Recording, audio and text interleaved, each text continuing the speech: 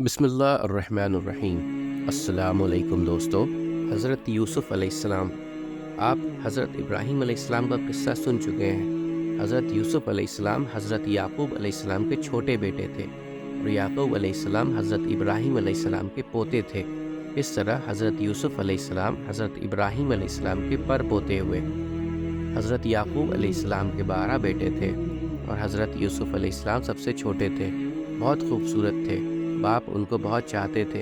हज़रत यूसुफ़ अलैहिस्सलाम ने एक ख्वाब में देखा 11 सितारे और चाँद और सूरज मुझे सजदा कर रहे हैं। उन्होंने यह ख्वाब अपने बाप को बताया। बाप ने हज़रत यूसुफ़ अलैहिस्सलाम को मना कर दिया कि यह ख्वाब अपने सौतेले भाइयों को ना बताए। हज़रत यूसुफ़ अलैहिस्सलाम के सौतेले भाइयों ने मिलकर मशवरा किया कि हमारे अब्बा जान यूसुफ़ अलैहिस्सलाम को बहुत चाहते हैं और हमको इतना नहीं चाहते, इसलिए यूसुफ़ अलैहिस्सलाम को जान से मार दिया जाए। लेकिन उनमें से एक ने कहा कि जान से मत मारो, बल्कि यूसुफ़ को ऐसे कुएं में फेंक दो जिसमें पानी ना हो। सब ने मिलकर यह बात तय कर ली। सब भाई अपने बाप के पास आए और कहा कि आप यूसुफ़ अलैहिस्सलाम को हमारे साथ खेलने के लिए भेज दें। उनके बाप हज़रत याक़ूब ने कहा कि मुझे डर है कि कहीं तुम खेल में लग जाओ और कोई भेड़िया जंगल में उसको खा जाए। भाइयों ने कहा कि हम एक ताकतवर जमात हैं, ऐसा कैसे हो सकता है। आखिर बाप ने हज़रत यूसुफ़ अलैहिस्सलाम को भाइयों के साथ भेज दिया। भाइयों ने उनको साथ ले जाकर एक अंधेरे कुएं में फेंक दिया और रात को रोते हुए घर वापस आए और कहा कि अब्बा जान, हम आपस में दौड़ लगा रहे थे और यूसुफ़ हमारे सामान के पास बैठा था। एक भेड़िया आया और उसको खा गया। सबूत के लिए एक कुर्ता खून लगा कर बाप को दिखाया। बूढ़े बाप क्या करते, सब्र किया, खामोश हो गए, लेकिन बेटे की जुदाई में रोते रहते। जिस कुएं में हज़रत यूसुफ़ को फेंका था, उसके करीब ही एक काफ़िला आया और उन्होंने पानी निकालने के लिए डोल कुएं में डाला। देखा कि एक खूबसूरत लड़का कुएं में है, उनको बाहर निकाल लिया और जब काफ़िला मिस्र पहुंचा तो वहां पर मिस्र के बादशाह ने उन काफ़िले वालों को थोड़ी कीमत देकर खरीद लिया और अपनी बीवी ज़ुलेखा से कहा कि उसको पालो, हो सकता है कि हम उसको अपना बेटा बना लें। हज़रत यूसुफ़ अलैहिस्सलाम जवान हो गए, उनकी खूबसूरती व वज़ाहत व अक्लमंदी और बढ़ गई। ज़ुलेखा अज़ीज़ मिस्र की बीवी उन पर परफेक्ता हो गई और उनको उनके नफ्स की जानिब से फुसलाने लगी। एक रोज़ उसने कमरे के सारे दरवाजे बंद कर दिए। हज़रत यूसुफ़ अलैहिस्सलाम ने यह हालत देखी तो खुदा से पनाह मांगी और दरवाजे की तरफ भागे। ज़ुलेखा ने पीछे से आपकी कमीज़ पकड़ ली, जिससे कमीज़ फट गई। उस वक्त अज़ीज़ मिस्र यानी ज़ुलेखा का शौहर भी दरवाजे पर आ गया।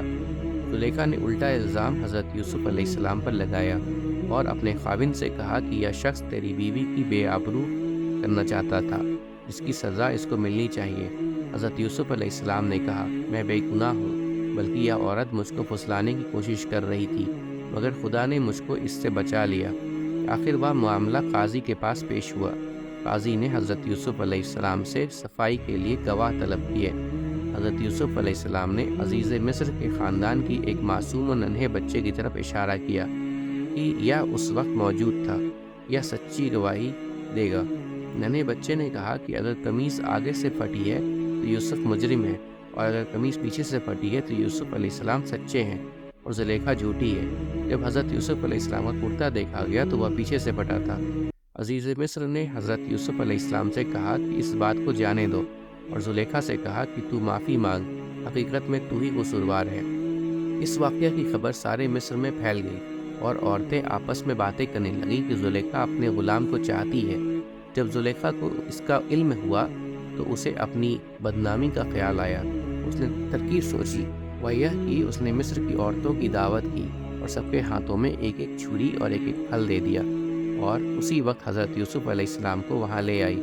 औरतों ने जब हज़रत यूसुफ़ अलैहिस्सलाम के हुस्न व जमाल और खूबसूरती को देखा तो वह सब अपने होश में ना रहीं और छुरियों से बजाय फलों के अपने हाथों को काट लिया और कहने लगी, वाकई यह कोई इंसान नहीं, फरिश्ता है।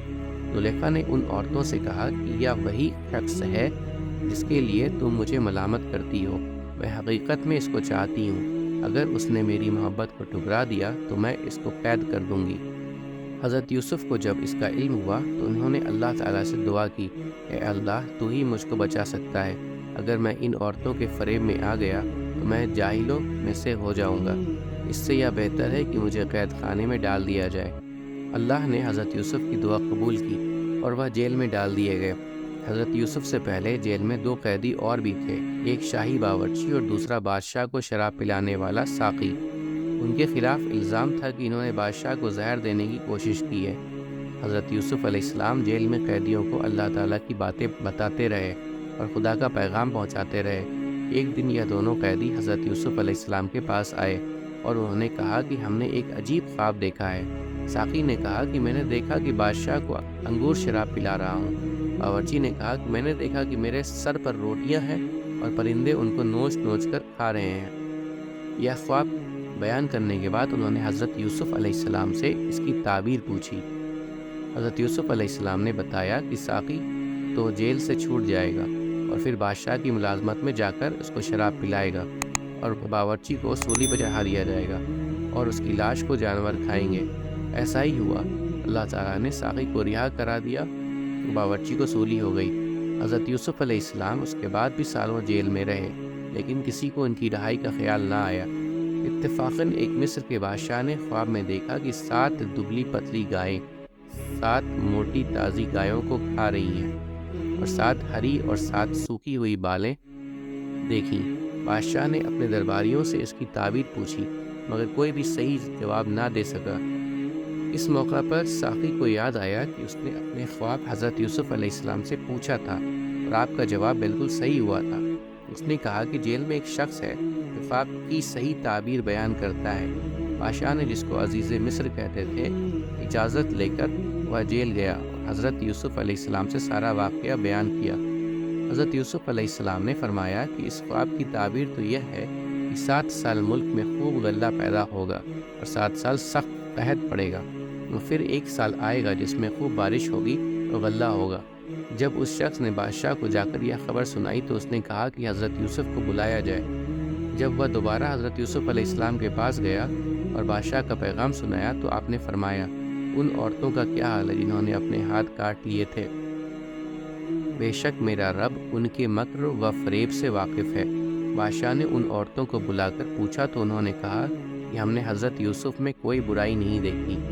یہ دیکھ کر زلیخا بھی بولی کہ اب جبکہ حق ظاہر ہو گیا ہے، سچ بات یہ ہے کہ میں نے ہی حضرت یوسف علیہ السلام کو برگلایا تھا اور وہ بالکل سچا ہے۔ حضرت یوسف علیہ السلام جب جیل سے رہا ہو گئے تو بادشاہ نے حکم دیا کہ یوسف کو عزت کے ساتھ بلایا جائے، میں شاہی خدمت ان کے سپرد کروں گا۔ حضرت یوسف آئے اور بادشاہ سے بات چیت کی۔ حضرت یوسف نے کہا کہ مجھ کو شاہی خزانے کا وزیر مقرر کیجیے، میں اس کی بہتر حفاظت کروں گا۔ بادشاہ نے منظور کیا اور انہیں شاہی خزانے کا وزیر مقرر کر دیا۔ آخر کار وہ قحط کا زمانہ آ گیا جس کا بادشاہ نے خواب دیکھا تھا، اور اس کا اثر اس جگہ بھی پہنچا جہاں حضرت یوسف علیہ السلام کے والد اور بھائی بھی رہتے تھے۔ چنانچہ حضرت یعقوب علیہ السلام نے اپنے بیٹوں کو غلہ لانے کے لیے مصر میں حضرت یوسف علیہ السلام کے پاس بھیجا۔ جب حضرت یوسف کے بھائی آئے تو حضرت یوسف علیہ السلام نے ان کو پہچان لیا اور بھائی حضرت یوسف علیہ السلام کو نہیں پہچان سکے۔ حضرت یوسف نے ان کو غلہ دیا اور کہا کہ اگلی دفعہ آؤ تو اپنے دوسرے بھائی کو بھی ساتھ لے کر آنا، ورنہ میں تمہیں غلہ نہیں دوں گا۔ اور اپنے ملازموں سے کہہ دیا کہ جو قیمت انہوں نے غلہ کی دی ہے وہ ابھی چپکے سے ان کے سامان میں رکھ دو تاکہ وہ پھر مصر آئیں۔ جب یہ لوگ اپنے شہر کنعان پہنچے تو اپنے باپ حضرت یعقوب علیہ السلام سے کہا کہ ابا جان، اب کہ ہمارے ساتھ بھائی کو بھیجیے ورنہ ہم کو غلہ نہیں ملے گا اور ہم اس کی خوب حفاظت کریں گے۔ جب انہوں نے اپنا اسباب کھولا اور اس میں ساری رقم دیکھ کر بہت خوش ہوئے، پھر باپ سے کہا کہ دیکھیے شاہ مصر نے ہماری رقم بھی واپس کر دی، آپ ہمارے ساتھ بھائی کو ضرور کر دیں، ہم خوب حفاظت کریں گے اور ہم کو سامان بھی زیادہ ملے گا۔ حضرت یعقوب علیہ السلام نے کہا کہ جب تک تم اللہ کا عہد مجھ کو نہ دو کہ اس کی حفاظت کرو گے اور اس کو سب کے ساتھ رکھو گے، اس وقت تک میں اس کو تمہارے ساتھ نہیں بھیجوں گا۔ آخرکار سب بھائیوں نے عہد کیا۔ حضرت یعقوب علیہ السلام نے ان کو نصیحت کی کہ تم سب ایک دروازہ سے داخل مت ہونا۔ آخر جب یہ سب علیحدہ علیحدہ دروازوں سے داخل ہوئے تو حضرت یوسف علیہ السلام نے اپنے سگے بھائی یامین کو بتایا کہ میں تمہارا سگا بھائی ہوں اور میں تم کو اپنے پاس رکھوں گا۔ آخر جب ان سب کا سامان تیار ہو گیا تو حضرت یوسف علیہ السلام نے اپنا ایک برتن اپنے سگے بھائی کے سامان میں چپکے سے رکھوا دیا اور اعلان ہوا کہ شاہی کٹورا گم ہو گیا ہے، جس نے لیا ہو وہ دے دے، اس کو 1 اونٹ غلہ انعام دیا جائے گا۔ سب بھائیوں نے انکار کیا۔ بادشاہ کے آدمیوں نے کہا کہ جس کے سامان سے نکلے اس کو روک رکھیں، اس کی یہی سزا ہے کہ ہمارے ملک کا بھی یہی قانون ہے۔ پھر تمام بھائیوں کی تلاشی لی گئی، آخر یامین کے سامان میں سے وہ کٹورا نکلا۔ اس طرح حضرت یوسف علیہ السلام نے اپنے بھائی یامین کو اپنے پاس روک لیا۔ بھائیوں نے دیکھا تو کہنے لگے اس کا بھائی بھی چور تھا۔ حضرت یوسف علیہ السلام نے سب کچھ سنا اور خاموش رہے۔ اب سب بھائیوں نے مل کر حضرت یوسف سے درخواست کی کہ اس کا باپ بہت بوڑھا ہے، اس پر رحم کھا کر اسے چھوڑ دیجیے اور اس کی جگہ ہم میں سے کسی کو پکڑ لیجیے۔ حضرت یوسف علیہ السلام نے فرمایا، اللہ کی پناہ جو چور کو چھوڑ کر بے گناہ کو پکڑوں۔ جب یہ لوگ بالکل مایوس ہو گئے تو سب نے مل کر مشورہ کیا کہ اب کیا کرنا چاہیے۔ تو سب سے بڑے نے کہا، تم نے اللہ کی قسم کھا کر اپنے باپ کو یقین دلایا تھا کہ اس کو ضرور واپس لاؤ گے، پھر یوسف کے ساتھ ہم نے جو حرکتیں کیں وہ تم سے چھپی نہیں، اس لیے میری تو ہمت نہیں کہ باپ کو منہ دکھاؤں یا خود حاضر ہونے کی اجازت دے، یا اللہ کوئی دوسری صورت پیدا کر دیں تو اور بات ہے۔ تم لوگ جاؤ اور جو کچھ ہوا ہے ٹھیک ٹھیک اپنے باپ سے بیان کر دو۔ اگر وہ اپنی تسلی کرنا چاہیں تو اس گاؤں کے لوگوں سے پوچھ لیں کہ جہاں ہم ٹھہرے تھے، اور اس قافلہ سے معلوم کر لیں جس کے ساتھ ہم آئے ہیں۔ اس مشورہ کے بعد یہ لوگ گھر پہنچے اور والد صاحب کو تمام قصہ سنایا۔ انہوں نے سنتے ہی فرمایا، تمہارے دلوں میں یہ بات گھڑ لی ہے، بہرحال صبر اچھا ہے، امید ہے کہ اللہ ہم سب کو ایک جگہ جمع کر دے گا، وہی خوب جانتا ہے کہ یہ کیا ہو رہا ہے۔ اور ان سے دوسری طرف رخ کر لیا۔ حضرت یوسف کے غم سے ان کی آنکھیں سفید ہو گئی تھیں۔ یوسف کے بھائیوں نے کہا، ابا جان، آپ تو یوسف کو یاد کرتے ہوئے بھول جائیں گے اور جان دے دیں گے۔ انہوں نے فرمایا، میں اپنی شکایت تو اللہ سے کرتا ہوں، اور میں ایسی باتیں جانتا ہوں جن کی تمہیں خبر نہیں۔ جاؤ یوسف اور اس کے بھائی کو تلاش کرو، وہ مصر ہی میں کہیں نہ کہیں مل جائیں گے۔ اللہ کی رحمت سے نا امید ہونے کی کوئی وجہ نہیں۔ اب ایک بار پھر سب بھائی مل کر مصر پہنچے۔ حضرت یوسف علیہ السلام سے گھر والوں کی بری حالت بیان کی اور کہا کہ ہم اپنے ساتھ بہت تھوڑا سامان لائے ہیں، مگر چاہتے ہیں کہ آپ پورا غلہ دیں۔